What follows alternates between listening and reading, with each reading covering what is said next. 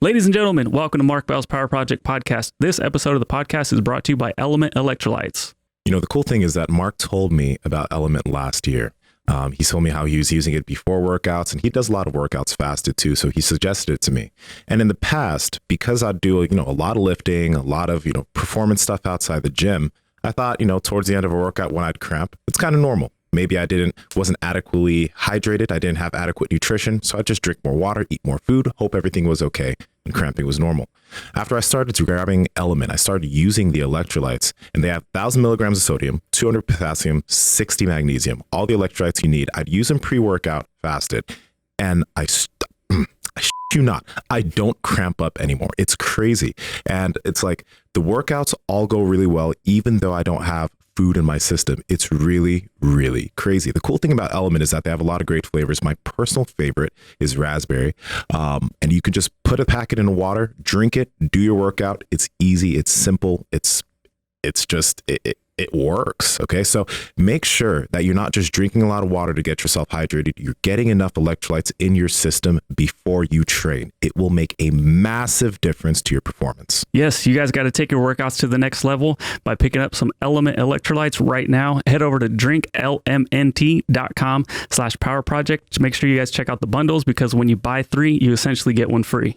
What up, Power Project crew? This is Josh Settlage, aka Settlegate, giving you a brief description on our next guest on Mark Bell's Power Project, Steven Kotler. Steven Kotler is a New York Times-bestselling author, an award-winning journalist, and the executive director of the Flow Research Collective. He's one of the world's leading experts on human performance and is the author of 13 books, 9 of those books being bestsellers. His books include his latest release, The Art of Impossible, which dropped this past January, as well as The Future is Faster Than You Think, Stealing Fire, The Rise of Superman, and Bold in Abundance. His work has been nominated for 2 Pulitzer Prizes, has been translated into over 40 different languages, and has appeared in over 100 publications, including the New York Times Magazine, Wired, Atlantic Monthly, Wall Street Journal, Time Magazine, and the Harvard Business Review. Steven is also the co-host of his podcast, the Flow Research Collective Radio, which is a top 10 iTunes science podcast.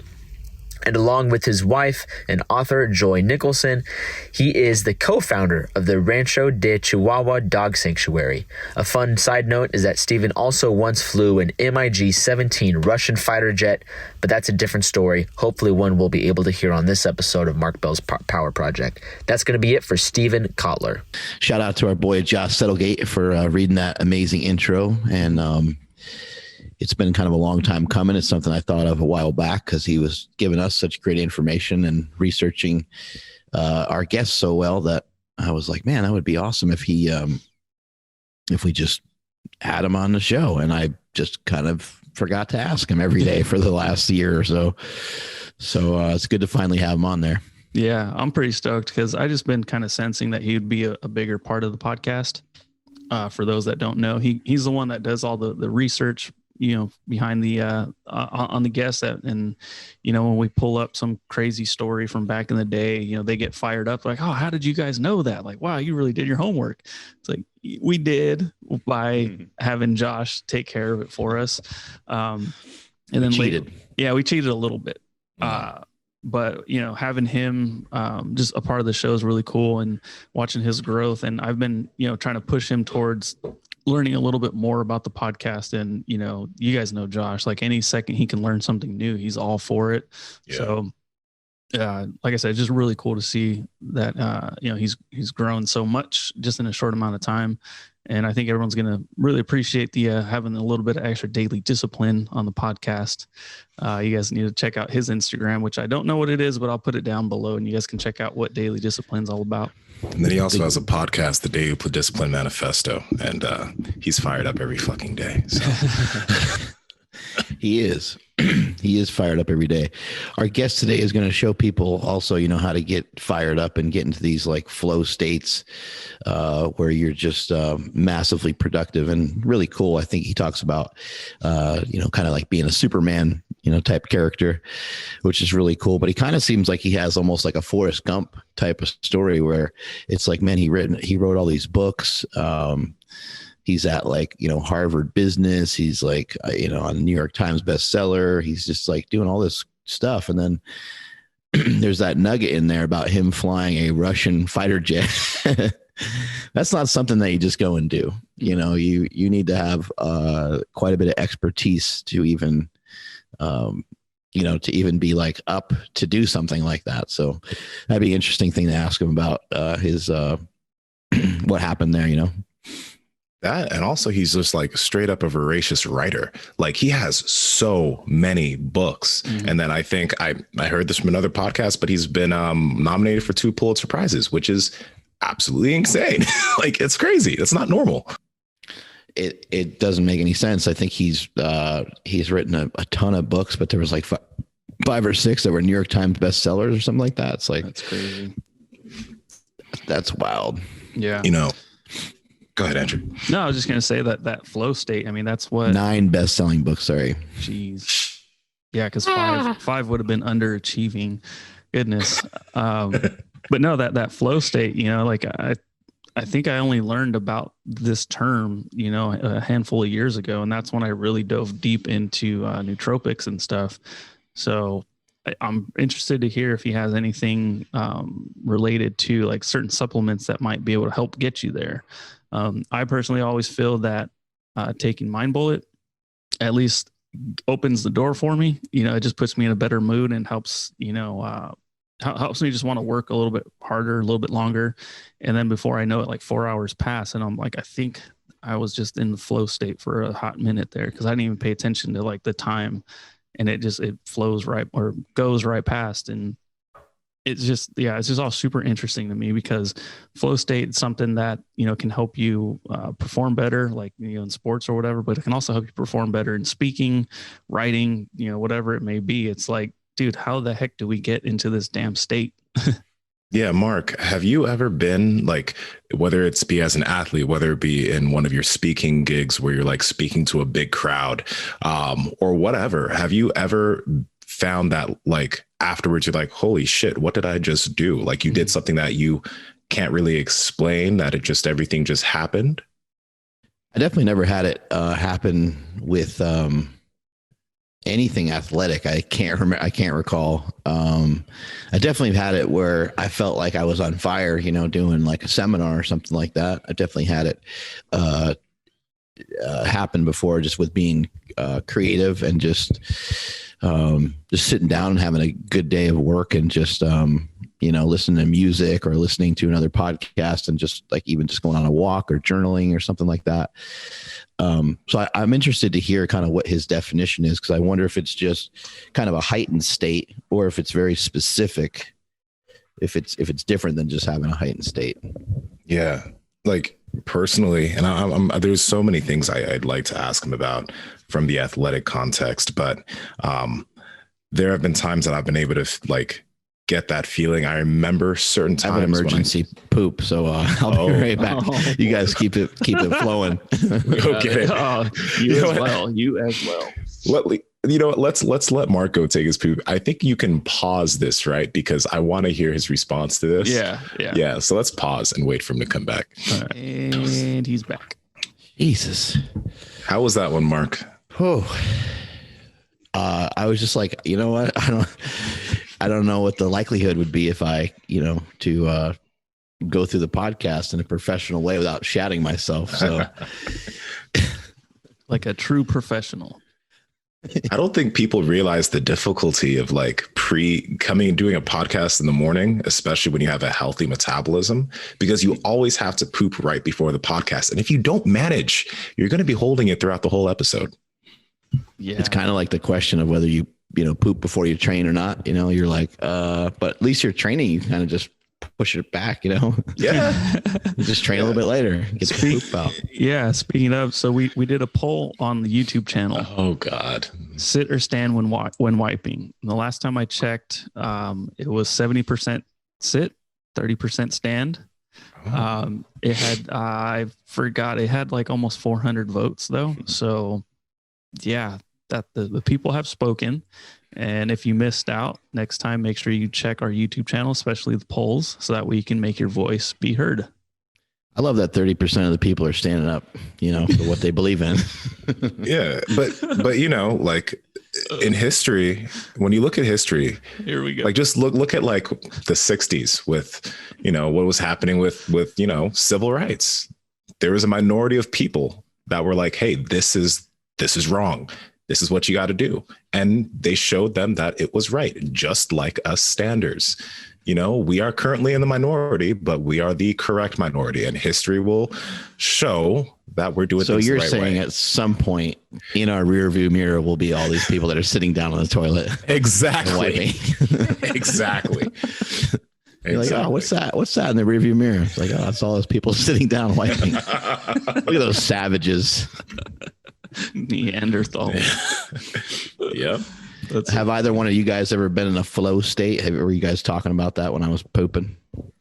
Yeah. I've noticed that, and I want to ask him about that, if it's easier to reach that type of state within athletic context, because as I got better and better with jujitsu, it's like every single time I train, and my thing is just like not thinking. So within like when I did powerlifting, my thing was like, I don't think before I do the lift. I visualize the lift and I just go do it. I try not to think about anything, empty out, go ahead. But with jujitsu, I feel that even more. Like when I'm rolling with people and I'm not thinking and I'm just letting my body move because of all the training that's culminated, I can just do things. I can just like, there are things that I'll do that I haven't done before. Yesterday or 2 days ago, there was a few things that I did in my rolls that I don't even know how I did it. But when I watched the video, I was like, oh, that's pretty fucking cool. How did that happen? How did that happen? And it's because like, I'm just able to empty out when I do that. And like, I'm curious if like you can take that and then apply that type of thing to other aspects of life. Because I know what that feels like. I definitely know what that feels like. And it's addictive. It really is. I remember, I think I was in junior high basketball team, had a couple of friends, and I don't, this was just like my first, like when looking back thinking like, I wonder if that meant I was in flow state, but we were shooting free throws and I literally could not miss no matter what the hell I did. I could not miss it. I seriously made like 50 in a row and I just got tired. Like it was, yeah, dude, I'm like, what the hell? It started, I think we were just playing like, I remember playing 21, like, everybody against everybody, just first to 21. So I made the first shot and then I made the rest all in one go. And I'm like, I'm just going to see how far I can keep going. And I remember I did it again. So I got somewhere around 50. As that's, the height of my like athletic career. Right. But as far as like nowadays, editing photos for sure. I would just throw on some music and, I would blink and like over, 1,500 images would be edited, sorted and like exported. Like, I know, like it's like even just loading that many images would take forever, but it's like, it would get done. And I would, be like, that was fun. Like, what else can I do now? So that's kind of how I feel about that sort of thing right now. Like I can't remember a time recently where I'm like, oh, I definitely hit flow state. But, like I said, taking Mind Bullet, I'll start editing a podcast. I'll start editing, these power bites that we've been putting out or writing out some captions and stuff. And I a lot of it's just because I really enjoy it. So there's that. But other than that, I can't really point to anything like super concrete. And, my free throws is like, whatever, that was just kind of silly, but that's the first thing I thought of. And I remember thinking back then, like once I learned what flow state was, I'm like, I wonder if that's what that was. Yeah. I'm interested to hear, about some of the books that he's written. Cause it seems like he's kind of touching upon the same topic. And then how do you write so successfully, on a similar topic? Like that's got to be really difficult and challenging. I also kind of wonder too if his Superman book has anything to do with Friedrich Nietzsche, because he often talked about a Superman. He talked about, he kind of thought a lot of people had this kind of inner superhuman capabilities, and it'd be interesting to kind of learn like Does everyone have like a Beyond? Does everyone have like an Over? Like, does everyone have a Uber or Extra inside of them? You know, I kind of believe that they do, but there's some people who are like, no, it's not like that. But I think that everyone, I guess it'd probably be fairly agreeable that everybody could do a little bit better, right? I think we can all kind of agree on that, whether you're super successful or whether you're not. I think we can all agree that there's so many areas as a human and there's so much complexity to human behavior. There's so many areas to improve upon that you could always be doing a little bit better. Yeah, absolutely. It's in terms of all his books, though, I don't know if you saw, there's this latest book that he has called The Art of Impossible. And in all of his books, there's always this, he always seems to bring up the flow state somehow. But in this one, it's like a culmination of a lot of his other books and the big ideas from those books put into this one big book. It's like, it's really, really, really well done. I got it on Audible yesterday, and it's like, it's a really good book. And a lot of the explanations are really solid. He makes things simple to understand. And he has a lot of really cool real world examples of like people and things, of how they actually do achieve that. So it's cool. It's kind of interesting that he's the guy, at least I think he's the guy who's been doing like research and trying to dig into this for like the past few years. I haven't heard of anyone else who's been trying to really dig into what this is, other than him. And it's like, you would think that there would be other people who would really be digging into this as much. But when you type in flow state on Google or on YouTube, it's always Stephen Kotler that pops up. It's always him. Some of the things we spoke about before on this podcast is like, you know, you're trying to, learn a skill and you're trying to get better at it. And then you're eventually trying to be great. And, where that pulls, it can pull negatively on other aspects of your life. And, with some of the research that Stephen Kotler does, you're going to see like, we'll bring up some questions of like morality, like, should you go for some of these things, because you can develop a flow state and you can probably crush it in some areas, but, is that always the best in your best interest? Because what if you're kind of pulling against some other things that you want to improve upon as well? So getting tunnel vision, I kind of wonder if that could set you off track for something else that you're trying to achieve. That's actually a good point. Yeah. Because, you talk about this a lot, like how much are you willing to sacrifice? Like, is it worth it in the end type of a thing? So that is, man, yeah, that's heavy stuff right there. I wonder what he's got for us for lifting. Should have something in the gym. I know they have some stuff with like athletics, and he's talked about like climbing and things like that. He's talked a little bit about running, but I think running and swimming, it's kind of it's hard to cut any time off those all-time world records and stuff, but it's a little easier to kind of see, but to visualize something and just to be stronger, bring out this flow state and just be stronger out of nowhere, like that would be amazing if we could figure that out. No, but I think that's really a thing. Like, I mean, you could probably think back on some like really crazy powerlifting or strongman feats that just kind of like when you hear Eddie Hall talk about his 1,100 pound pull, right? And how even before that, he didn't really touch anything close or that close to 1,100, I believe. But then when he was there, it's like he just visualized something, he just went for it, and he was all in the zone. That's probably kind of what that was. And there's probably other really crazy feats of strength that, people can't really explain, that's because they were in, like, it's pretty much just being in the zone. It's what athletes call being in the zone. Just like, when you see the Tiger doc, and I'm curious if you actually watched that too, like all those times that Tiger seemed to do like the impossible, the absolute impossible in a lot of those Masters tournaments, he was in the zone, or he was in a flow with what he did because he had so much skill. So yeah. Oh my goodness. Okay.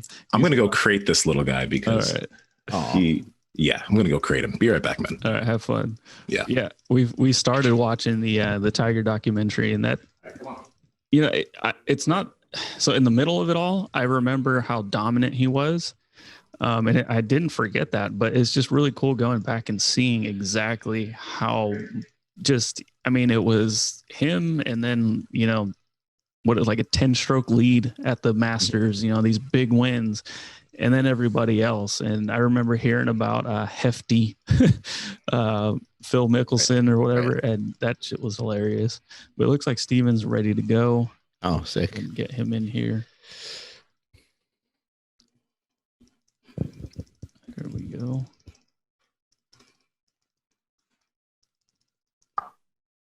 Boom. Cool. Alrighty. Good morning, gentlemen. Morning. Great to have you on the show today. It's good to be with you guys. Man, there's a lot to dive into right here. And I guess first off, we're going to be talking a lot about a flow state, which after writing 13 books, maybe you would think that you would get tired of it, but it seems like you're still fired up and excited about it. Can you explain to people what a flow state is, just so we get that out of the way? For sure. It's technically, scientifically defined as an optimal state of consciousness where we feel our best and we perform our best. That's obviously not very helpful. It refers more specifically to those moments of rapt attention and total absorption. You get so focused on the task at hand, so focused on what you're doing, that everything else just seems to disappear. Action awareness is going to start to emerge. Your sense of self-consciousness is going to get really quiet. Time is going to dilate, which is a fancy way of saying it passes strangely. Sometimes it'll slow down. You get a freeze frame effect, right? In a car crash. And more frequently, it speeds up and 5 hours go by in like 5 minutes. And throughout, all aspects of performance, both mental and physical, tend to go through the roof. You mentioned a car crash. What are some other natural ways that some of this might be induced without even really thinking about it? What are some examples of somebody that might have experienced something similar to what you're talking about without really ever even trying? So it's actually a really great question, because a couple things. Flow is universal. So it shows up in anyone, anywhere, provided certain initial conditions are met. And flow is a spectrum of experiences. So it's not a singular experience. It's this spectrum. So you can have microflow, which is really familiar to people. We spend 5% of our work lives in microflow, often without noticing it. Microflow is when you sit down to write that quickie email and you get sucked in, right? And an hour goes by and you look up and you've written an essay and you didn't notice time passing. And maybe your sense of self didn't totally disappear, but bodily awareness was gone. And when you sort of like pop into consciousness, you're like, oh crap, I gotta pee, right? And you run to the bathroom. That's microflow. Macroflow, the other end of the spectrum, is sort of the full-blown quasi-mystical experience where time slows down and all that stuff. Flow shows up all over the place, meaning all of our athletic competitions, from action adventure sports through traditional sports, shows up in work, shows up in very common in software coding, in video gaming, music, art, theater, et cetera, et cetera. It really shows up pretty much everywhere. In fact, when Csikszentmihalyi was often called the godfather of flow psychology. He was a psychologist then at the University of Chicago, did his first giant initial study on flow. The reason we know it was universal is he went around the world talking to everybody he could talk to about these experiences. And he talked to everybody. He talked to expert neurosurgeons and stock traders and dancers and rock climbers. And then he talked to Detroit assembly line workers and Chicago meat packers and elderly Korean women and Japanese teenage motorcycle gang members and Navajo sheep herders and on and on. He literally talked to everybody about, so you can get into flow in pretty much any activity. If you can get into flow while working on an assembly line in Detroit, you can get into flow anywhere, as far as I can tell. There was an awesome movie a couple years back called Limitless. A bunch of us watched it, and a bunch of us were like, how do we get into this, state of mind? And so a lot of us turned to nootropics and trying different things like that. Later, probably learned a lot about Adderall and that sort of thing. Is there any supplements or anything like that that can help someone better get into the flow state? It is an open question. This is not the work I do at the Flow Research Collective. First of all, we study kind of the neurobiology of flow, and we work on predominantly psychological, physiological interventions. We don't tend to get involved in technologies or substances, predominantly because we work on peak performance, and our work has to be able to work every time, no matter what, in any conditions. And we don't want to rely on outside stuff. That said, In my book, Stealing Fire, we looked at a lot of these questions more closely. I would say at a neurotropic level, the experience is pretty much every experience with neurotropics these days, which is most of them don't work. You get placebo effects. Adderall, those things, they spike norepinephrine. They actually block flow. So you get a fake kind of flow focus feeling. But it doesn't tend to bring the heightened performance, the heightened creativity, the heightened cognition, all the other stuff that tends to come with flow, doesn't, because it's predominantly the neurochemical norepinephrine. So the bigger point is, the easier way to explain this is when you look under the hood of flow, what's going on in the brain and the body, you see 5 different predominant reward neurochemicals being cocktailed, and you see profound changes in neuroanatomical function on top of a bunch of other stuff. There are no real nootropics. There's nothing out there that can really do much more than provoke one neurochemical at a time. And so you'll see this in the technology space. Somebody will have a whiz bang EEG device and they'll say, oh, this produces flow. It drops you right into flow. And they're lying, because yes, flow has a brainwave signature, right? It takes place at the alpha theta borderline, but all this other stuff is going on. And just being able to produce one bit of a much more complicated brain reaction isn't the thing. Right. And that's been the same problem with neurotropics. Plus, individual biology plays such a huge role in kind of which neurotropics you're going to respond to, et cetera, et cetera. I don't think that's a promising avenue in the near term. I think there's a lot of other ways flow has gone from elusive to reliable and repeatable using psychological interventions. And based on kind of neurobiological mechanism. And that's where we are. And we're solid with that. And we're good with making this reliable and repeatable, if any of that made any sense. Yeah, absolutely.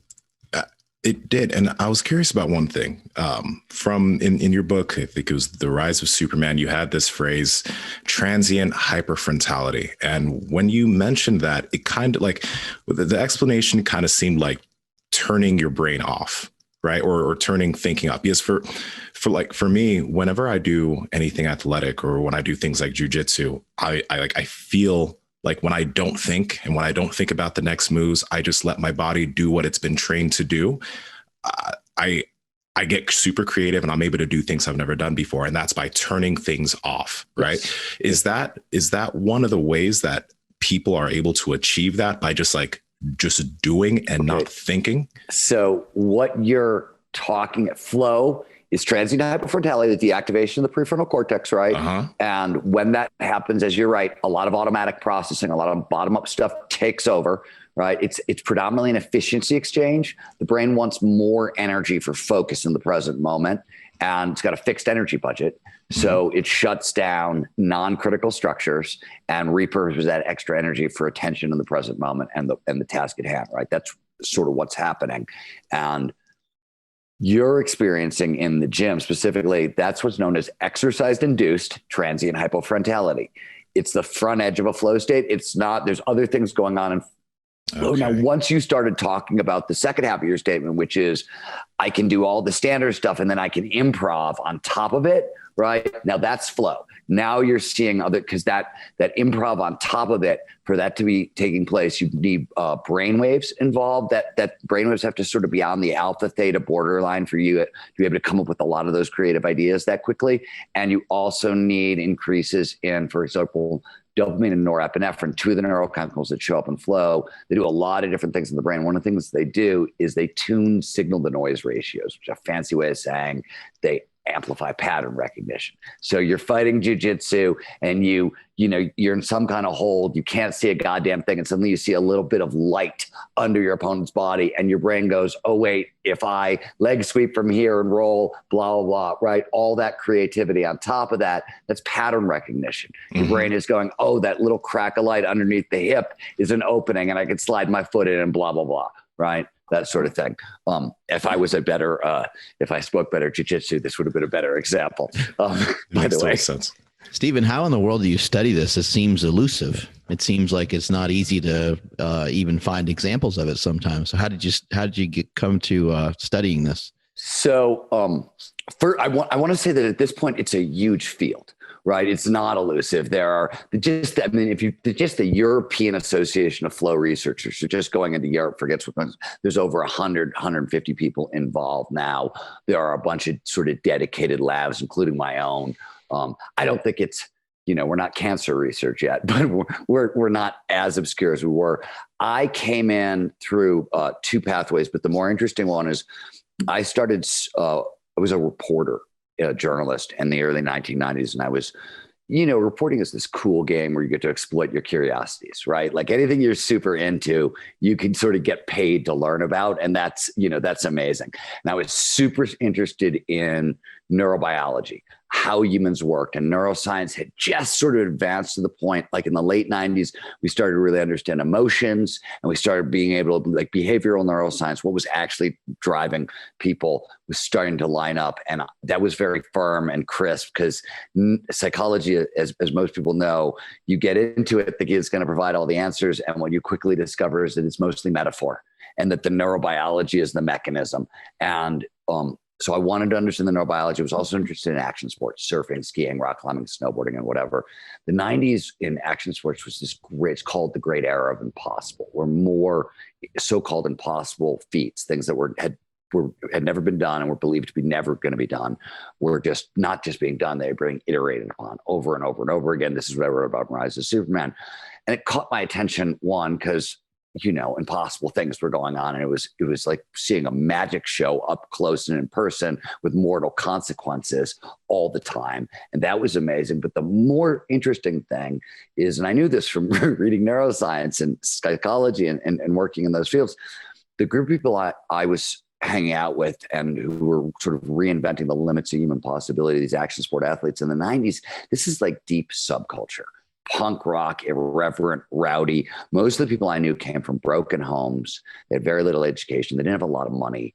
There was a lot of like drugs, drinking, high risk behavior in these communities. Normally you put all those things together in a group of people and you get jail and death and things like that. You don't get reinventing what's possible for the human species.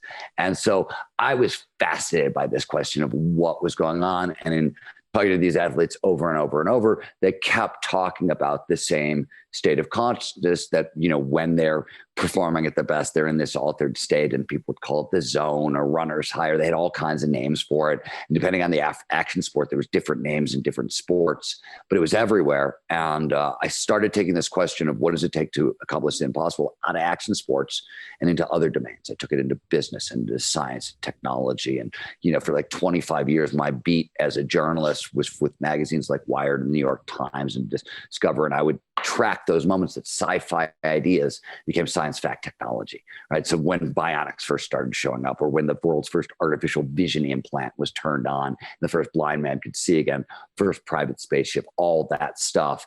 And in getting to know the inventors behind it, you heard the same stories. You heard stories about flow. When I'm doing my best work, I'm in this altered state of consciousness. The ideas are just kind of flying around.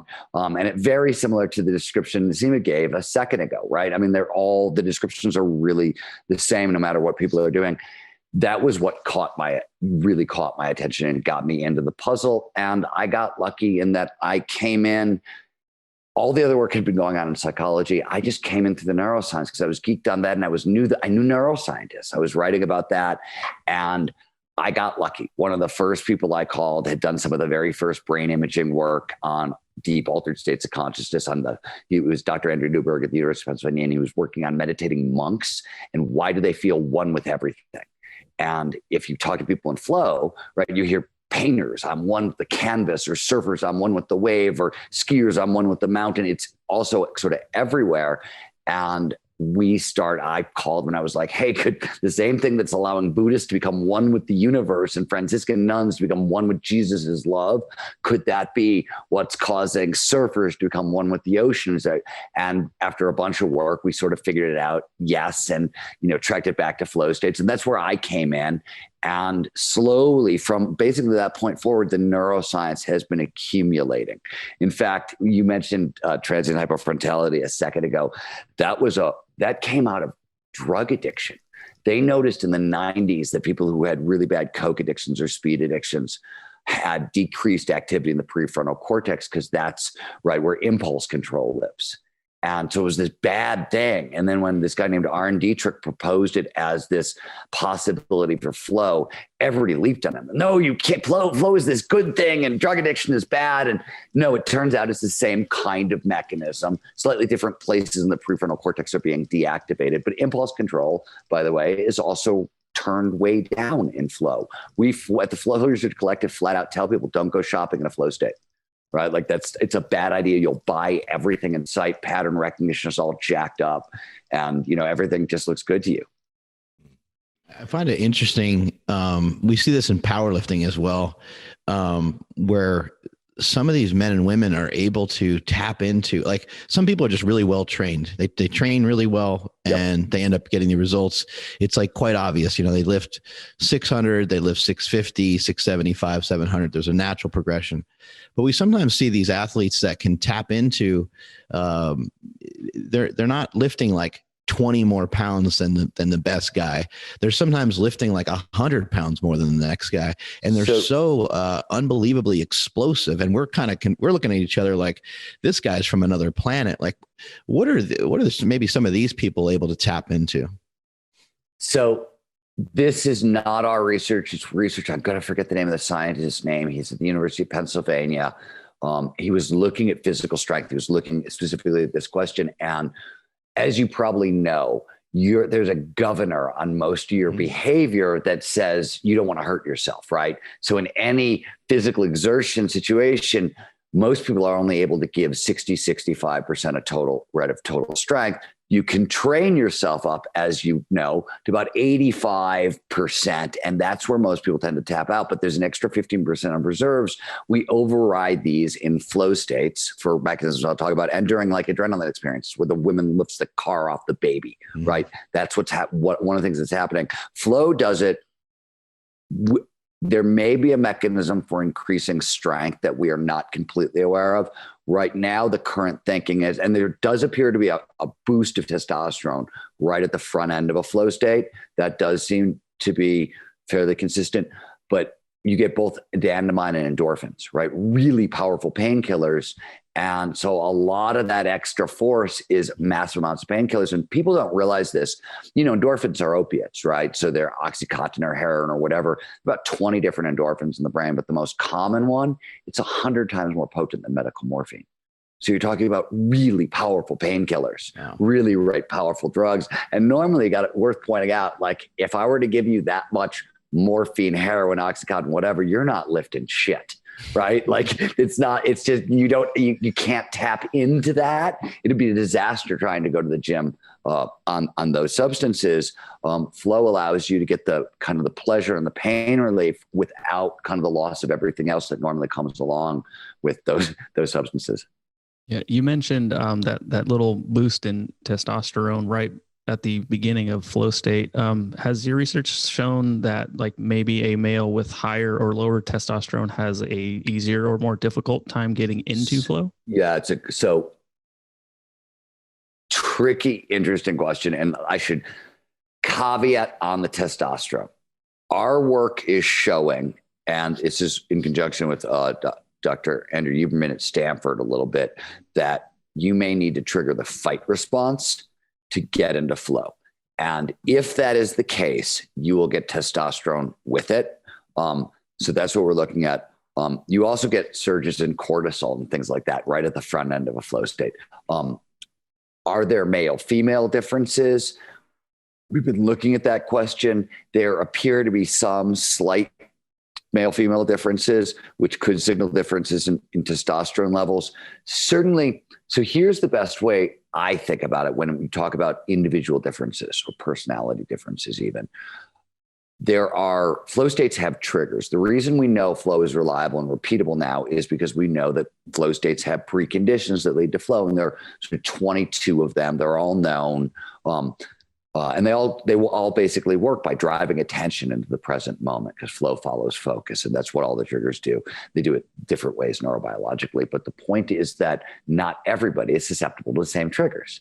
Right? Risk is a flow trigger because it produces a massive surge of dopamine in the body. Now we know people have all kinds of different receptivity in their D2 dopamine receptors, right? Which if they're really active, You have sensation seekers, or that can also be the product of low dopamine production that requires, right, you to do more extreme things to get more dopamine. So there's a lot of individual differences all the way down to the receptor level that say which triggers you're going to work with.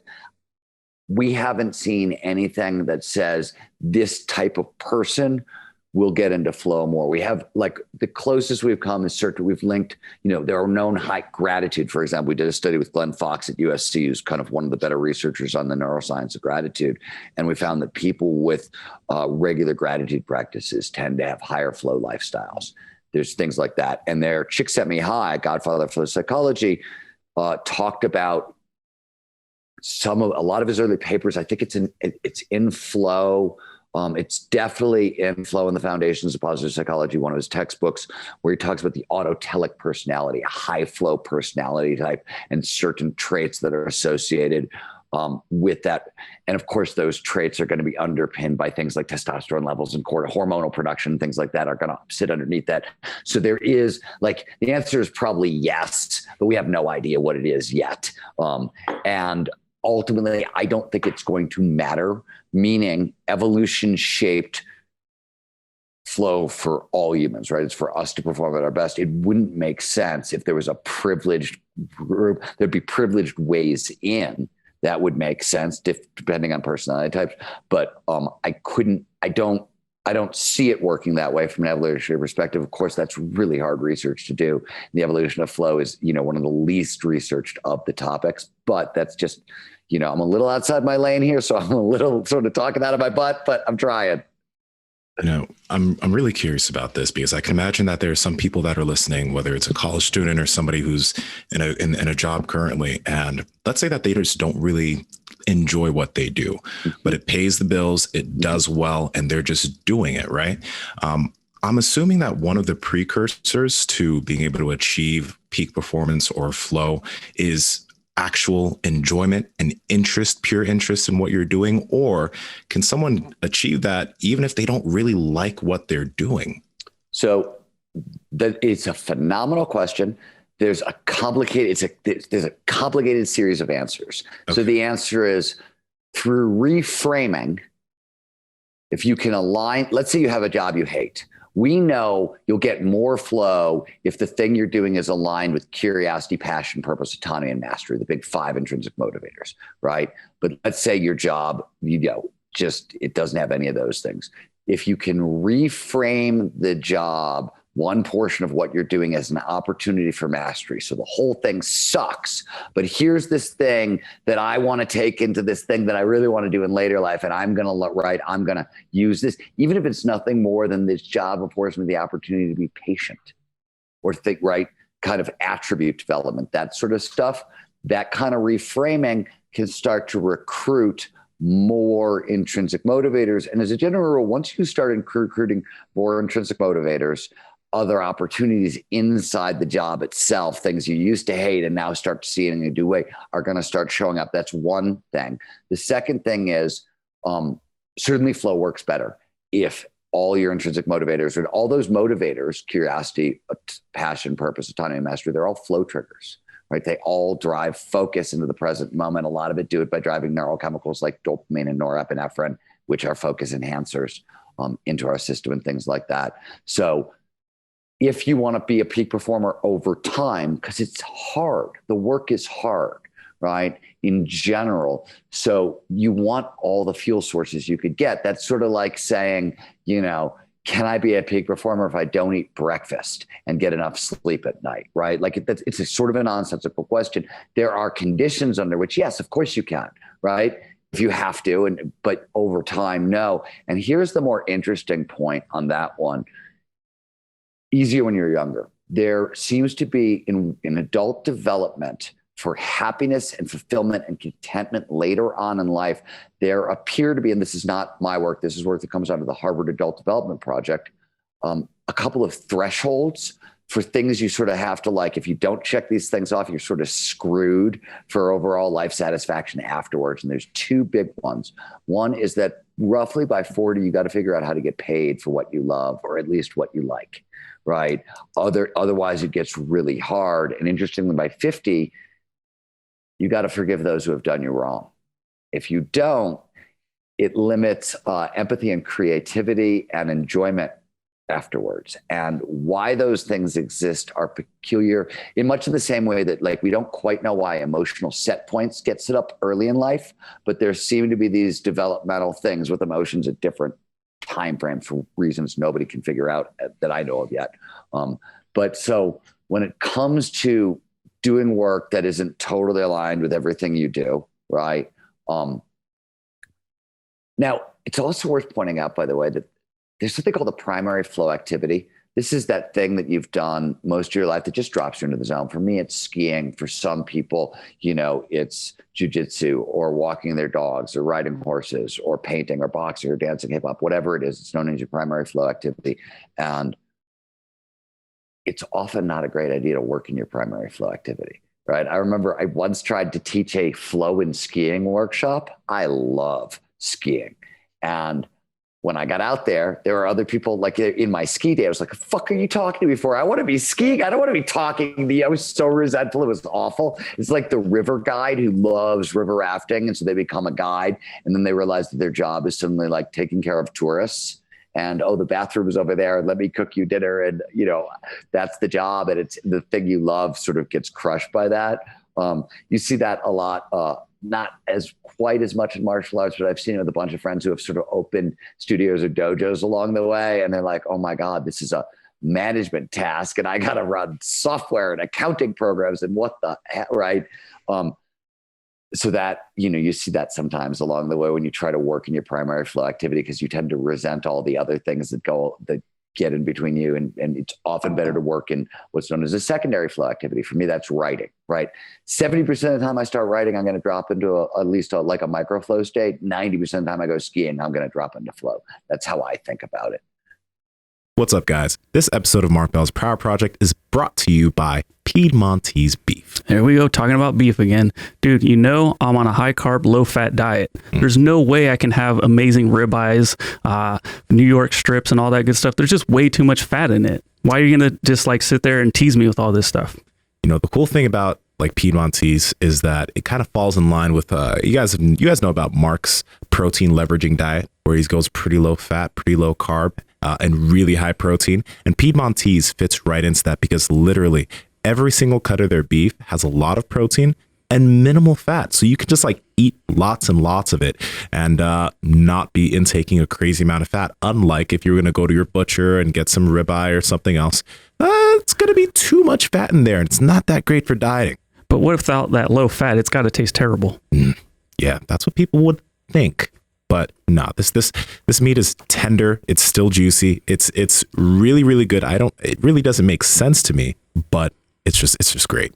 For more information, please head over to Piedmontese.com. That's Piedmontese.com. At checkout, enter promo code Power Project for 25% off your order. And if your order is $99 or more, you get free 2-day shipping. Yeah, it's interesting when you have your mind preoccupied on something else, how it can trigger some of this flow state that you're talking about. Because for me personally, it's always felt best if I'm not thinking about business to come up with great ideas for business. If my mind is somewhere else, even just something as simple as listening to old music, watching an old movie that's my favorite movie, I'll watch it and then I'll be like, oh man, I got this crazy idea for this new whatever the heck it might be. So a lot of it is, especially with music, but same thing with movies. So I talked a second ago about dopamine, norepinephrine, heightening pattern recognition, right? So the ability to link ideas together. There's also a pattern insight trigger for flow. So when you link ideas together, right? You're watching an old movie, you see something familiar and it links to another thought in your head, right? And your brain, and especially if it's a movie you've seen a lot, your brain, which is always trying to predict what's going to happen next, you already know what's going to happen next. So there's got a little space on the side so it can look for those kind of more remote connections. And we also know, this is why favorite pieces of music and old movies tend to do this. So if you look in creativity, one of the things about creativity is anxiety blocks creativity. And one of the great secrets to creativity is a good mood promotes it. And the reason is anxiety is predominantly norepinephrine and cortisol. But the more norepinephrine in your system, the more logical and linear your brain wants to be, right? If you're in a big problem, crisis situation. You don't want choice paralysis, a million options. You want fight, freeze, or flee, right? That sort of thing. And we all know this, that in the, like, if you learn this the hard way in any of in the martial arts, right? Like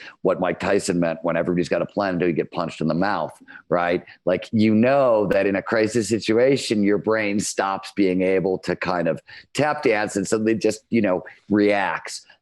That happens. It's not just extreme anxiety, it's all levels of anxiety.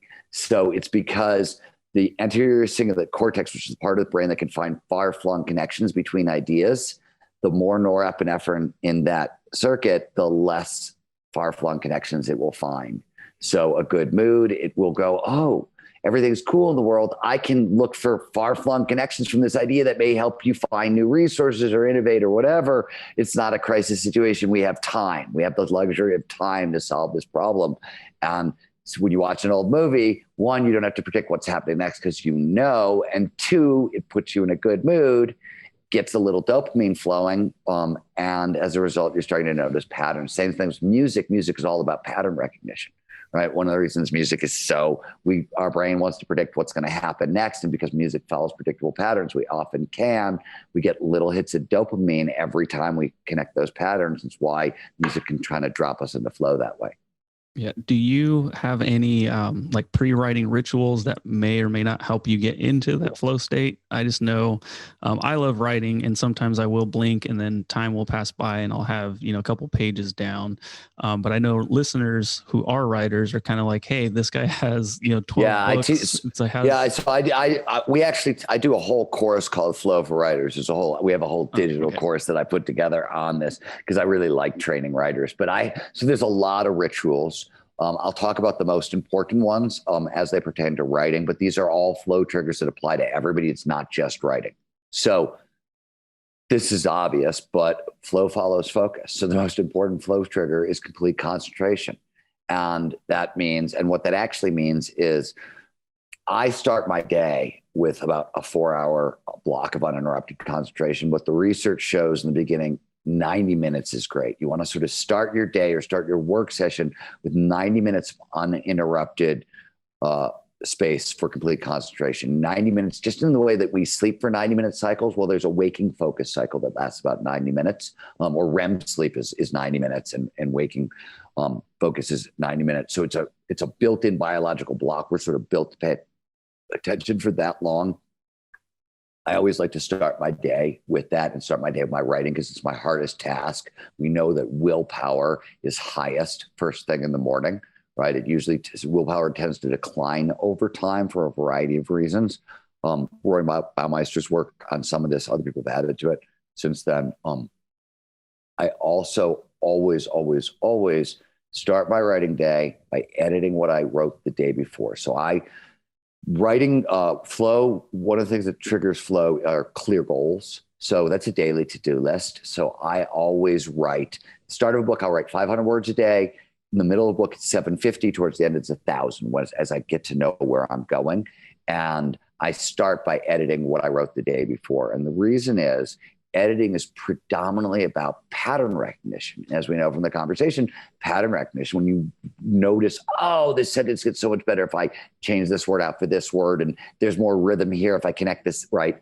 That's pattern recognition. So you're getting little bits of dopamine, and what it is doing is it's driving concentration, driving you closer to flow. So by the time I get to the dreaded blank page, I'm already a little bit in flow. My focus is at least up, and I've got a little bit of that stuff in my system. And now when I face the blank page, I'm not exactly neurobiologically starting from zero. So those things are really important. But also, one of the most important things for writers is your brain it does pattern recognition automatically, but it can't do it if it doesn't have starts and endings. So always know where you're starting from and always know where you're going. Your brain will automatically be able to fill in the middle, but a lot of writer's block is I don't know where I'm starting from and I don't know where I'm going. So when I say I have clear goals, I'm going to write 500 words today, right? And I always know where I'm starting from and where I'm ending, because it tends to prevent writer's block. Yeah. And that 90 minutes that you spoke of, what are you trying to achieve there? And is it like a meditation thing, or are you just No, I mean, in trying those to... 90 minutes for uninterrupted concentration, I'm writing. That's when I'm writing. Oh, okay. Yeah, that's my writing time, but it's you want flow to maximize flow. It doesn't really, if you're giving yourself 15 minutes to drop, it usually takes about 15 minutes to drop into flow kind of thing, even if you're really good at your craft kind of thing, and if not longer. So you want that long block to give yourself time to shift into the state.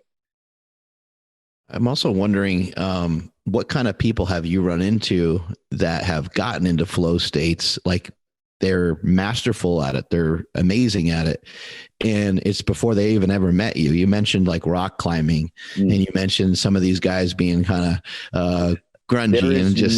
There is no way to achieve expert performance in pretty much any discipline without flow, because flow is how we get to expertise, and it's what underpins expertise. It was particularly common in action sports in the 1990s. Why I saw that giant revolution is for a variety of different reasons. They had started to sort of build communities of innovation around flow triggers. Now, we will do this automatically and consciously. So in my new book, The Art of Impossible, I talk about how peak performance is nothing more than getting our biology to work for us rather than against us. And the whole book covers a bunch of motivation skills, a bunch of learning skills, a bunch of creativity skills, and a bunch of flow skills, because that's the full biological toolkit for peak performance. Every peak performer is going to gravitate towards these skills because this is how we do it, right? What we've learned now is that there's an order to the process, and there's a sequence, there's a way to get it to work much better for us. But you see all this stuff anywhere you see kind of expert performance. You have to. It's how expertise gets done. One thing I'm kind of wondering though on that is these rock climbers, they sound like unconventional. They didn't sound like they're like necessarily, and maybe they were professional rock climbers, but the way that you kind of painted the picture, it sounds like they were doing drugs and doing rock climbers and surfers and skiers. I mean, I was predominantly the big group that I was living in Squaw Valley. So it was, skiers, snowboarders in the winter, and we were all rock climbers in the summer, or surfers, right? Who went and, so it wasn't limited to one sport, though I will say Mihai Csikszentmihalyi, when he started doing a lot of this early research, he was looking at rock climbers. He himself is a mountaineer and a little bit of a rock climber. So that was one of the groups of people he was looking at early on. My curiosity is in like some of these people don't seem to care about much else except for this. They have a singular focus. You kind of mentioned, painted a picture. Like sometimes from what I've seen is like sometimes a guy can't figure out how to scrape change together to get to a certain spot because they don't have money for gas. But when they get there, they kick everybody's ass. You kind of see these unconventional people. Yeah. Is that allotting for the freedom in their brain, like you mentioned earlier, for them to be creative and for them to draw upon flow maybe easier in some way? I mean, that's a complicated question because that, all kinds of individuality stuff there. You also, when you see that kind of OCD kind of devotion and right there could be other mental challenges going on around that. Like there's a whole bunch of stuff that could produce that particular thing. But with the rock climbers, I mean, certainly a lot of it, you also got to remember, this was when I was coming up as a journalist, right? When I wasn't being a journalist, I was certainly driving around to different rock climbing areas or surf breaks or whatever and living out of the back of my car. But this was being in my 20s, I think, for a lot of people, right? So, one is the question, right? Because if you see the guy who's 20, 25, it's one thing. If you see somebody who's 50, 55, that's a different thing, right? And that you're looking at different things. Some of that has to do with flow. It's interesting. Here's what's weird about this. We know that flow transfers because flow is essentially a focusing skill. So one of the first things we do when we're training people to get more flow in their life, they want more flow at work, for example, right? At the office, is double down on your primary flow activity. So the reason is if you go skiing on Monday or play jujitsu on Monday and drop into flow, you go to work on Tuesday, Wednesday, Thursday, and Friday. Well, the more flow you get, the more flow you get. It's a focusing skill. And like any other skill, you train it, you get better at it over time. And there's additional boosts to doing that, in that as we move into flow, there's a global release of nitric oxide. It's a gas signaling molecule that flushes stress hormones out of our system. So you sort of reset the nervous system. It really calms you down, and anxiety blocks peak performance. So that's great longer term. And flow is a massive heightening in creative problem solving. 400 to 700%, depending on whose studies you're looking at. Teresa Marble at Harvard figured out that heightened creativity will outlast the flow state by a day, maybe two. And you see the same thing happening to mood and emotion in flow, right? Flow is incredibly euphoric, and the euphoria outlasts the flow state. So just going, surfing on Monday, getting into flow, that those benefits tend to carry later into the week, which would lead you to believe, right? These people who show up at the studio and kick everybody's ass and are great, that it would carry into daily life. And we don't see that. And there are other things like, for example, we know that flow over time will increase empathy and environmental awareness, your perception, but that doesn't mean like surfing is packed with flow triggers, but this doesn't mean surfing automatically seems to turn you into like this empathetic Buddha type, because that clearly doesn't happen, right? And so my point is, there's still, big gaping holes in the research that we could drive a bus through in terms of these kinds of questions. One thing that I was really wondering as you were talking about this is because you mentioned in your book, The Art of Impossible, that it's the biology of flow, right?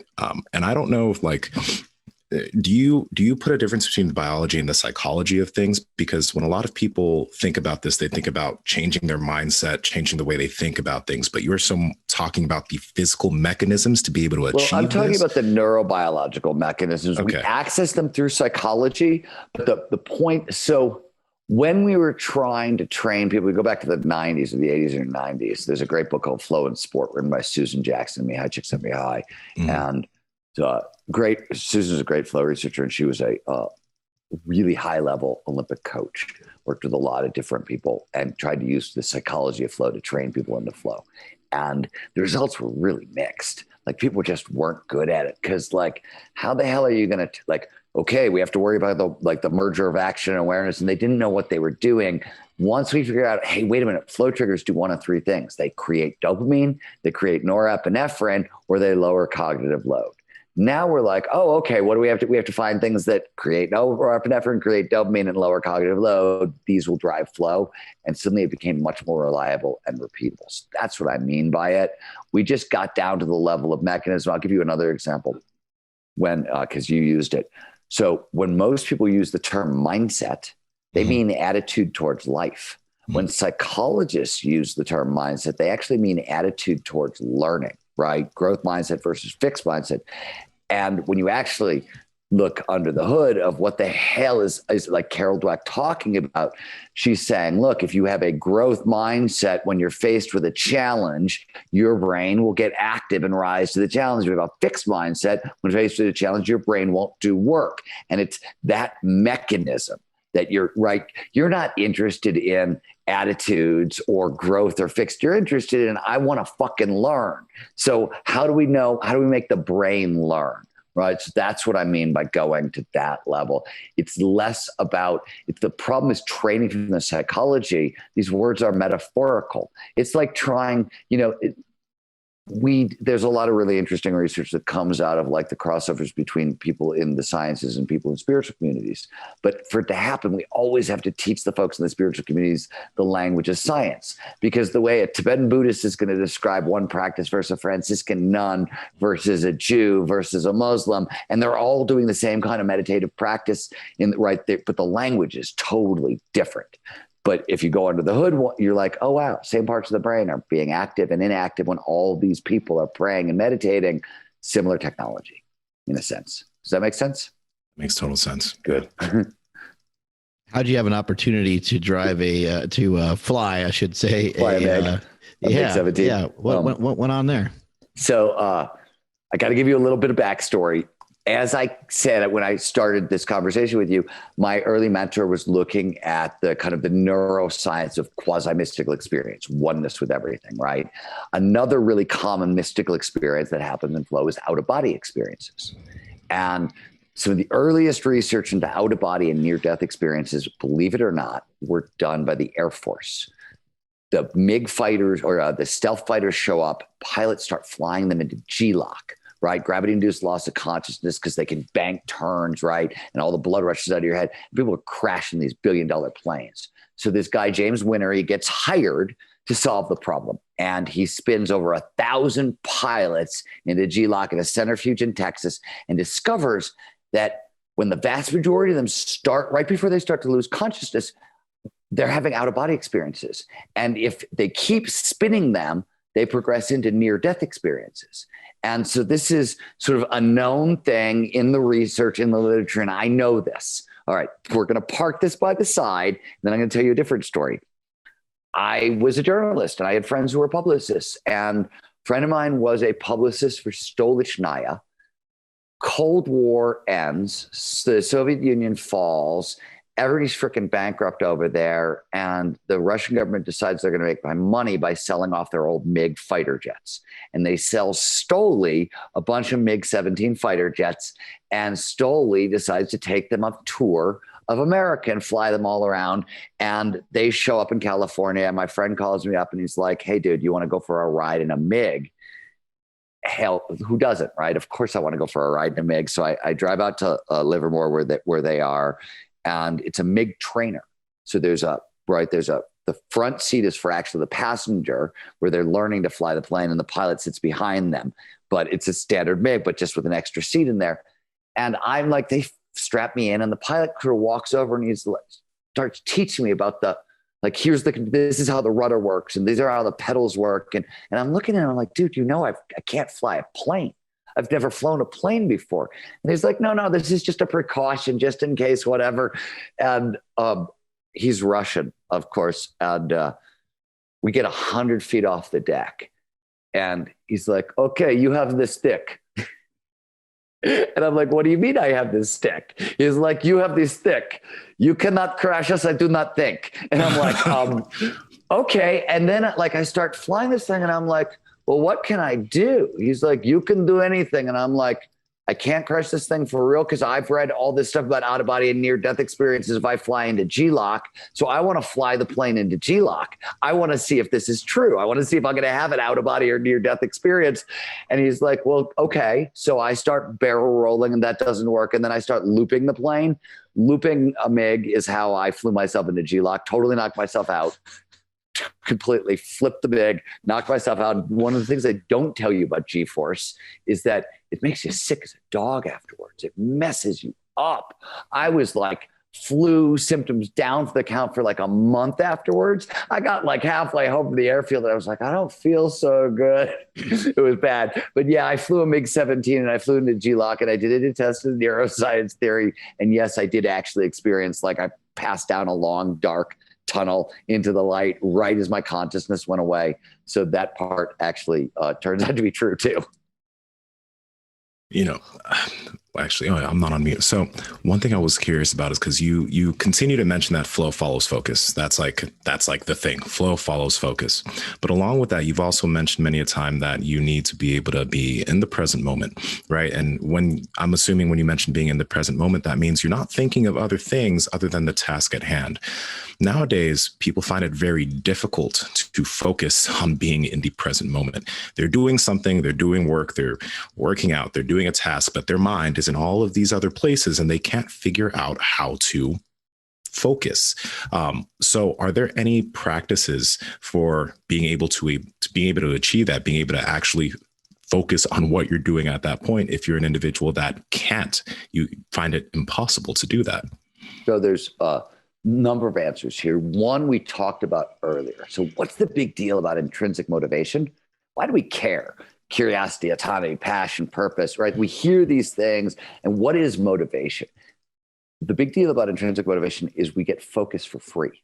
That's what It is. When you're curious about something, you automatically pay attention to it. When you're passionate about something, you pay even more attention to it. If it's tied to your purpose, even right, et cetera, et cetera. So when you try to kind of line up the thing you're doing with all of your intrinsic motivators, you're pointing them all in the same direction to solve that problem, right? Is the first answer. The second answer is, we use a bunch of we train people in mindfulness along the way. We do it for emotional regulation to keep people's nervous systems in check, because too much anxiety will block flow. But it also trains up focus. We also train people in distraction management, right? When I say have a period of uninterrupted concentration, 90 minutes, start your day kind of thing, I also mean I end my day, and I train people with distraction management. So I know I'm going to come in first thing in the morning and start writing. So I turn off the internet. I shut down email. I turn off messages. I block my notifications, all of it ahead of time. So I manicure the space, right? Because I'm just like everybody else, and things go blinky, blinky. It's going to distract me as well. So I prepare the space ahead of time kind of thing. There's other things to go on, but we're not multitaskers, right? The evidence is over. I mean, yes, you can become better at multitasking, right? But you're still terrible at it, right? I mean, okay, you're slightly better at something that we're terrible at, and you're never going to be great at it.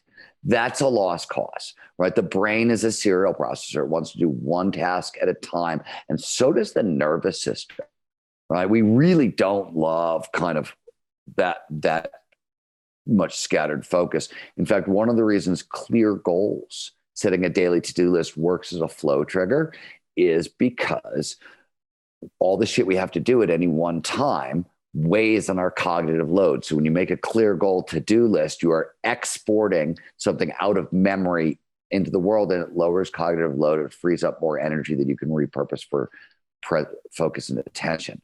So I'm not saying, I guess I am saying it's a stupid way to live, right? Like, train yourself out of multitasking. If you're interested in long-term peak performance, solve that problem, right? Do stuff that lines up with your intrinsic motivators, practice distraction management. And the other thing, practice mindfulness and respiration practices. And the other thing is, don't expect it to happen. If you can't focus for 90 minutes, that's not a reason to not do this. Start with 10 minutes, right? If you can manage it for 10 minutes today and 11 minutes tomorrow, right? This is a long game. Peak performance is an infinite game. It's played over the course of a lifetime. It's not something you win, right? How are you going to win peak performance? It's a lifestyle. It's a way of approaching everything that you do. What have you seen in some of your research with exercise? Has there been, like walking or running or things?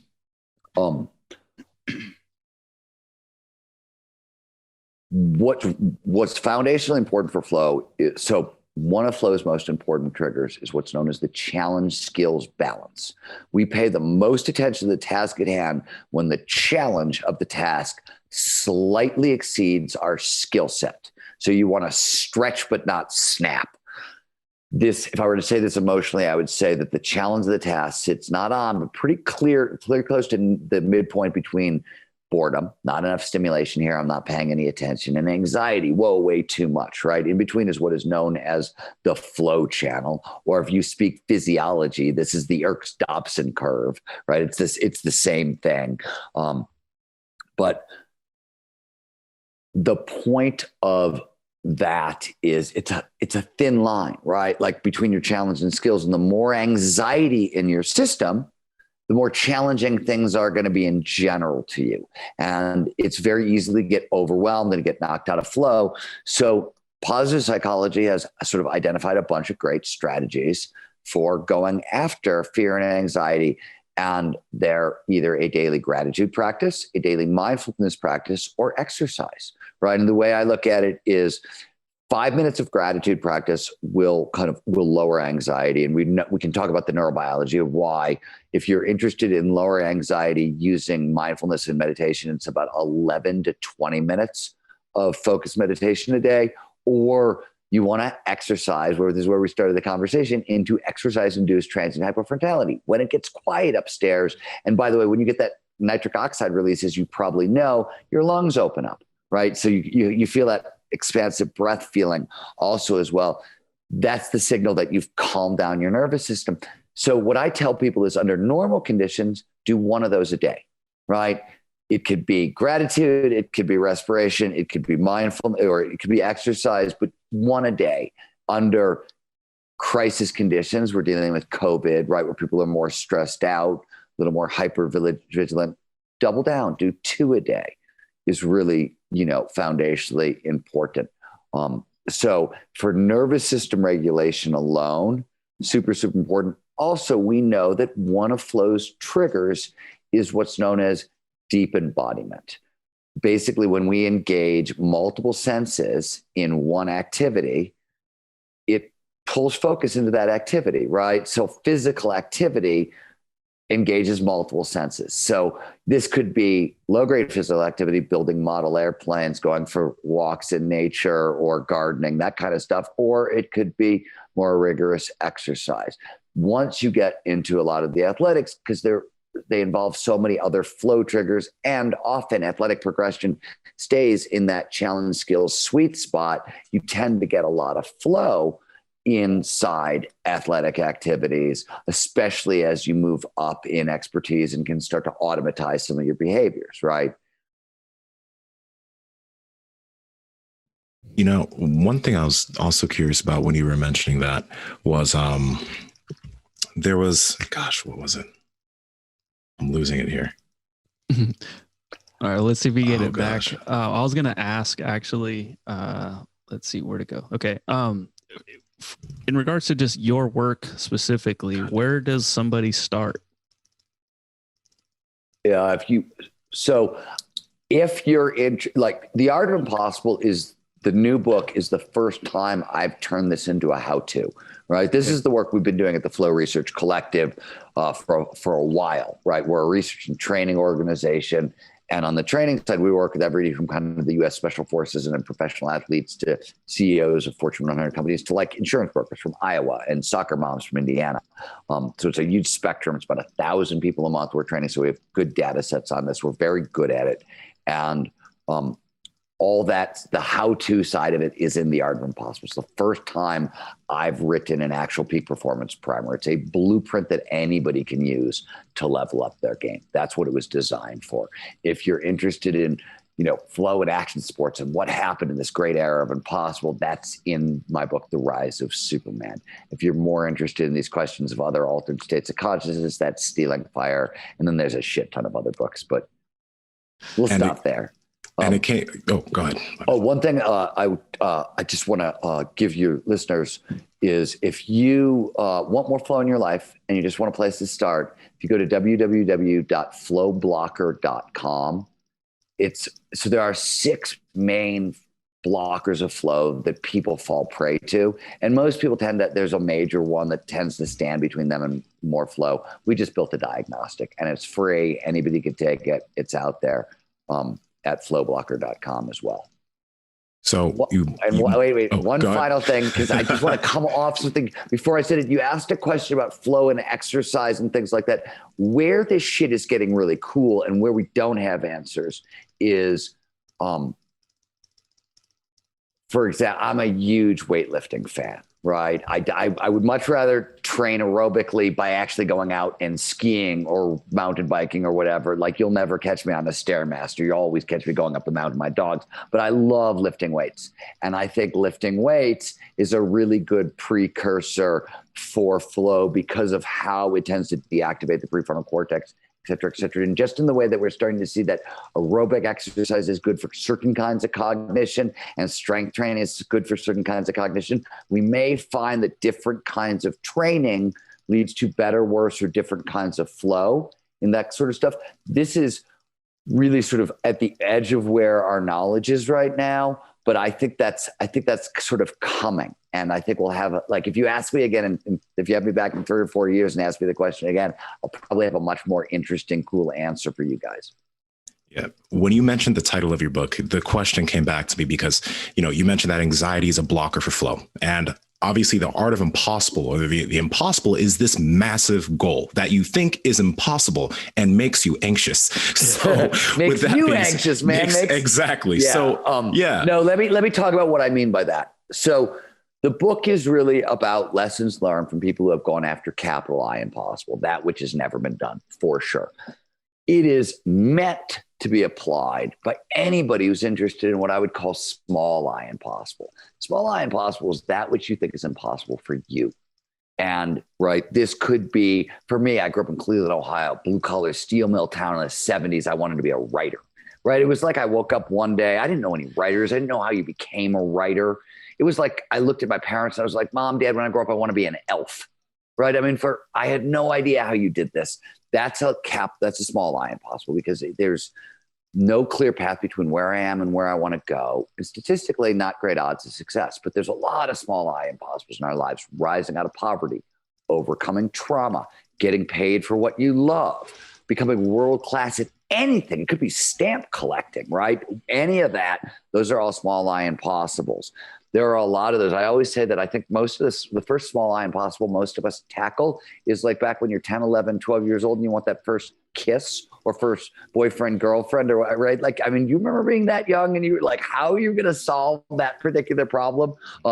Was a small I impossible. But I'd also like to point out, since there's no difference, there's just getting your biology to work for you rather than against you. If you want to be a little more productive at work on Monday, right? Or a little more fulfilled in your life on Tuesday, or you are interested in going after small I impossible, or you are interested in going after capital I impossible, the toolkit is the same. That's what's broken down in the art of impossible. My point in calling it the art of impossible is, in 30 years of studying this stuff, there's one overwhelming conclusion, which is all of us are hardwired for extraordinary. We're built to go after big challenges. We're actually built to rise to our full potential, our full capabilities. Abraham Maslow, the psychologist, this is not a new idea. He put it this way. He said, whatever a person can be, they must be. We're designed, and we know this, right? Like the agony of not living up to our full potential is hard for anybody to live with. We feel that tension inside ourselves. That's a persistent form of cognitive load. One of the reasons why passion, purpose, and all these things are also flow triggers is because when they're not aligned and they're not all pointing in the same direction, we're not living according to our values and our passions and our purposes, it weighs on us. Right. And it weighs on our brain, and it exerts cognitive load on a moment by moment basis, which is why when you start lining those things up, you feel like the energy levels just go up.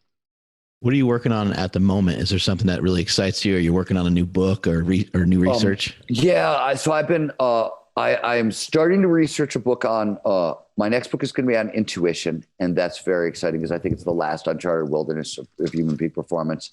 So I'm really curious about that. But we have been working on, we meaning me and some of the neuroscientists at the Flow Research Collective, are working on a paper on the neural dynamics of flow. So the network level, and we're really focused on flow state onset. So earlier we started this conversation. I said, hey, there might be the fight response at the front end of a flow state. That's work that comes out of this paper. And so we've been working on this for about a year.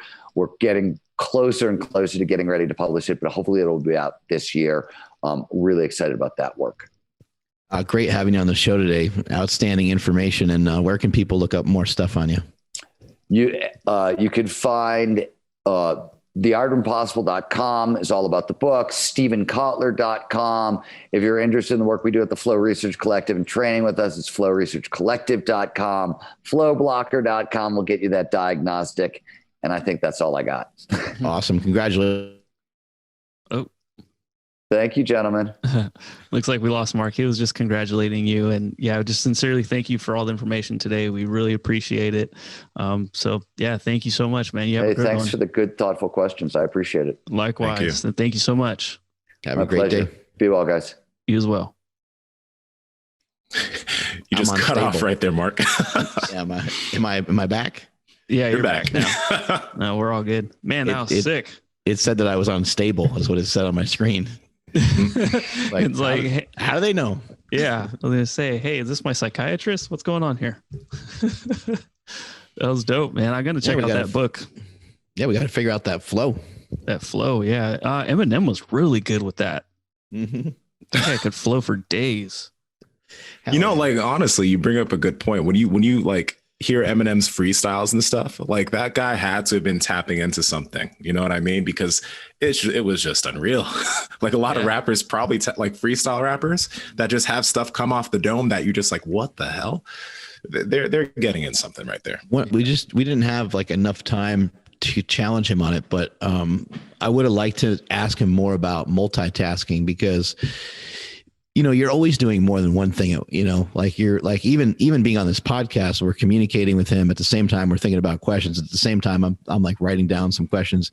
And yes, somebody could say, hey, look, man, if you were just in the present moment and you were just like solely focused on him, it would be a better interview or something. But I think that there's some small stuff that we can do. Like you can listen to music and walk. You know, like I think you can listen to music and stretch. Somebody could maybe make an argument and say, hey, look, we have all this science that shows this other stuff. But he even mentioned himself that sometimes when you go to do something, how it frees up some space and frees up your mind to think about other things, because you're not so singularly focused on that one thing. So I understand his point. You know, you know, I'm not like this, like, you know, sitting here texting people and right.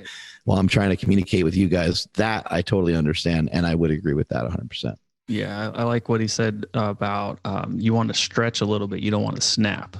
So I think what you're explaining is like, yeah, we're stretching a little bit by listening, writing down some questions, and then, you know, taking notes. But you're right. Like if I'm trying to do some math equations over here, right, one of the two are going to fall. And I believe that was part of the one of the book I read a year or two ago, and it was just explaining how like the percentage drop off when you're trying to multitask. Like they've been able to compute it and calculate that, you know, if you do focus on more than one thing at once. But right, I don't see any problem with what you're explaining, which is just like music and walking. Yeah, small tasks. I think the larger things you would be making a mistake. Yeah, I wouldn't call that multitasking. Like having some instrumental music on while you're getting some work done, that can only amplify what you're doing, because it just helps you get in the zone of that. But if you have multiple tabs on your computer and you're getting notifications and having to answer people's questions while you're trying to get something done, that never works well for me. Right. Yeah. I think one interesting thing that he really mentioned that I don't know, I never really thought about was like he said that you have there's a primary flow thing that you do, and then maybe there's a secondary flow activity. And he said that he saw less success in individuals that like worked or like had to do work in their primary flow activity. And I can kind of see that, you know what I mean? Because like I really, really, really enjoy jujitsu, but I know that it would just be stressful if one day I wanted to try to own a dojo and all of that, things that comes into all of that. Like, I feel like that would just kind of dampen the jujitsu experience for me rather than me just being able to go in and train with people, you know? Yeah. Yeah. There was somebody that said it all depends on your interest levels. Yeah. Who was that? That was Mark Bell. And that's exactly what he was explaining. You know, even if it's a job that you hate or that you dislike, as long as you have something that you can hang your hat on, like I'm going to do this, you know, for 8 hours because it's going to allow me the time or allow me the money to go buy podcast equipment in the next couple of months. So that's what I'm going to be focusing on. And then you can dive into that flow state to, you know, crush that day job. I know Aubrey Marcus called it like smiling through the suck, like kind of give yourself a reason to be pumped about what you do every day. Like you mentioned, the reframing. Correct. Yeah, absolutely. Yeah. Reframing. And when you mentioned having anxiety over impossible, he already like auto corrected himself and it was like, that's the anxiety that you would have. that was great. You know, I think, you know, words like I can't, and, I mean, we say them all the time. Oh, I can't do that. Or how many times have you said, oh, I tried it. And when you say you tried it, you are signaling to other people that you feel that you gave it a pretty good shot and that you're done with it. It's a closed statement. And same thing with I can't is like, you're saying that you just don't think you possess the ability to do it. And that you know, kind of stretch, but don't snap type of mentality is great, because if you do tell people to do stuff that is really, really simple and really super easy, they're not really excited about it. Usually there's some people that will say, oh yeah, I'll go on a couple 10-minute walks a day or whatever.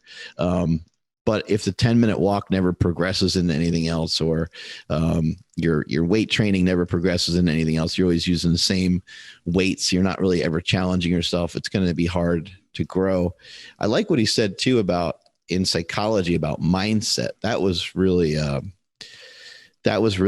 helpful. Learning that mindset in psychology terms means to have a growth mindset, towards learning. It's about learning and mindset. In general, when we use the word mindset, we're like, that guy's got a crappy mindset. He's not excited about life, or he's negative.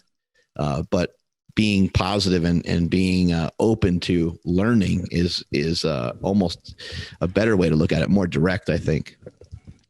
I think it'd be great if we could somehow manage to find Carol Dweck, that woman who wrote that book on mindset that everybody always refers to, because in Stephen's book, it was the Rise of Superman or whatever, he mentioned like the growth mindset, and he mentioned it during this interview too, but the growth mindset versus the fixed mindset for being able to achieve that. Like, you need to have a growth mindset. You can't go on something and say, oh, I can't do that, or that's too hard, or I can't learn that. You have to believe that it's something that you can learn and do as a precursor to being able to achieve that. And like, a lot of that mindset is, having great parents that tell you that you can do like whatever you try to learn, that give you that encouragement, or as an adult, changing your fixed mindset into a growth mindset, having to actively fight against your fixed mindset. That's a big component. I think a big component to the age thing that he was talking about, saying like, having your kind of where you're making your money and how you're making your money kind of set by the time you're 40. I think that was, I've never really heard anyone talk about that before, but that makes a lot of sense, because when you're 5 or when you're 10, you're not like questioning life. You're not like, why are we here? As you get older, you are searching for purpose. You are kind of wondering, you're like, yeah, why are we here?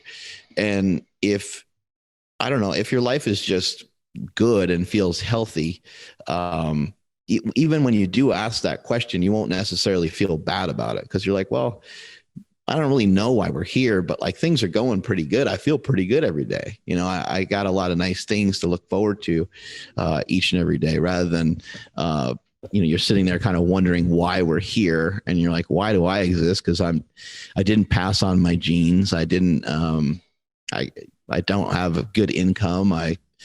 Every day is a struggle, like what's the point in being here? So I can see his point on that, on how you can get, those are things that like, yeah, you do need to have those things set up and kind of aligned before you get to those ages. Yeah. I never heard anybody give a specific like age number on that, as well as, at 50 kind of forgiving everyone that did you wrong. That's interesting. Never heard of that before.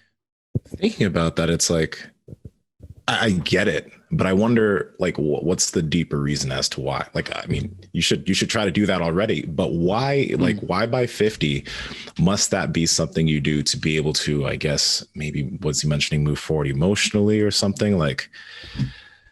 Yeah, he mentioned kind of like living the most, I guess, kind of optimal life type of deal, I would imagine just that resentment of people probably just sits with you all the time. And then it kind of goes back to that anxiety deal and goes back to it consumes your mind, the negativity consumes your mind. It halts you. It really slows you down, and it's not motivating, and it's going to be a block, as he was mentioning, towards that flow state. And we don't want any of that, Absolutely. Yep. What the heck are you doing in Bodega Bay, Mark? You were just here 5 minutes ago or so. Yeah. We got a power outage, and they're like, we don't know when we're going to get to your area. So oh my gosh. I was like, all right, let's get out of here. So my son wanted to go to Tahoe, but they just got dumped on with a crazy amount of snow. And I was like, dude, like, but I don't know if we have power there either. And it's just tough to get up there. They close down a lot of roads, and it's mayhem. So it's Jake's birthday. It's Jake's birthday today, actually. So oh wow. Yeah. He is 17. Oh my gosh. Yeah, he's 17. Yeah. Well, 2 days ago, Hamish, my nephew, he turned 8. And so we got some birthdays going on over here. But yeah, I'm in Bodega Bay where we have some power. The sun's out. I'm gonna go outside and go for a big ass walk. Yeah, Bodega always has great weather, but like it seems like whenever it's really crappy over here, it's perfect over there. It can get really stormy out here too, and you can lose power here and there. But usually, it's because it's common for there to be storms here. It usually gets fixed fairly quickly. So they don't want people without power for too long, I guess. Yeah. Real quick though, I would suggest that everybody, whether you listen to the audio format or you buy it, grab that book, The Art of Impossible, because I was telling Andrew, I just grabbed it on Audible yesterday and I was listening to it. It's really good. It's also kind of, you can tell how good of a writer he is, because once you start listening to it, like you start to get a pump, and then you start to like feel all, like this is, I could do anything. Like, like he's a really good, exactly. You get fired up, man. So it's a really good book. Yeah. Do you think that's a book that you probably want like the physical form so you can highlight it, or is like the audio version going to be just as good? Yeah, no, I was mentioning to you how I think like he takes a lot of the stuff that he's mentioned in other books and he culminates it into this one, along with putting a lot of actionable stuff into this book. I think it's a book that would be good to have physically too. But hey, just whatever way you guys want to grab it, just grab it. That's all I'm saying. Boom. All right, Andrew, take us on out of here, buddy. I will. Thank you, everybody, for checking out today's episode. Please share it with somebody if you found it, as interesting as we did. I know I have a bunch of people that I'm going to send this to, actually. So please make sure you do that. Hit like, subscribe, do all that good stuff here on YouTube. And if you're on iTunes, go ahead and drop us a rating and a review. That helps us out a ton. Please make sure you're following the podcast at Mark Bell's Power Project on Instagram, at MB Power Project on Twitter. Make sure you hit that link for the subscribing to the newsletter. Got some really cool stuff from Nsima that he just sent me that you guys are going to get hit with early in February. So don't miss out on that, because if you guys missed out on this previous newsletter, it was really some just amazing stuff and you missed out on it, man. So get on that. My Instagram is at I am Andrew Z, as well as Twitter. Nsima, where are you at? Thanks, Daddy. At Nsima Inyang on Instagram and YouTube, and Nsima Inyang on Twitter. Mark. Got me again. I'm at Mark Smelly Bell. Strength is never weakness. Weakness never strength. Catch you guys later. Bye.